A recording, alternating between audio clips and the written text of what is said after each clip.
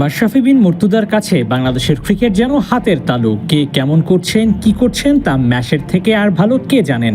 2023 সালে বিপিএলে সিলেটের স্ট্রাইকার্সকে নিয়ে ম্যাশ চমক দেখিয়েছিলেন তার এই গুণের উছিলায়। সেই গুণের উপর ভর করেই তাওফিক হৃদয়কে নিয়ে মন্তব্য করেছিলেন তখন মাশরাফি, যা ফলেছে 2 বছর পর।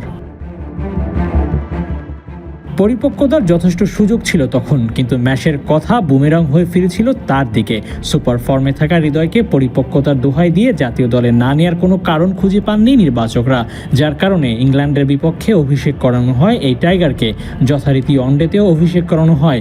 এরপর কয়েক বছর দারুণ সার্ভিস দিলেও সময় যত গড়িয়েছে হৃদয় ততটাই পিছিয়ে পড়েছেন। টি-20তে রান খরায় ভুগেছেন মাসের পর মাস। 38 ম্যাচ আর 35 ইনিংসের ক্যারিয়ারে হৃদয়ের অর্ধশতক 3টি, এভারেজ 26-এর একটু কম, 796 রান আছে ঝুড়িতে। দেখে সাবলীল মনে হলেও এই হৃদয়ের হওয়ার কথা ছিল আরও বড় স্টার। শর্ট সিলেকশন, বডি মুভমেন্টে এক সময় আলাদা নজর কাটতেন হৃদয়, কিন্তু 2025 সালে এসে তিনি যেন হারিয়েই যাচ্ছেন। হায়দ্রাবাদে হাঁকানো 50টাই হৃদয়ের সবশেষ বড় 50 ইনিংস।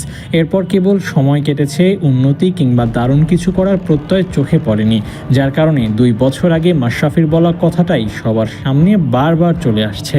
মাশরাফি কি সত্যি হৃদয়ের লিমিটেশন জানতেন?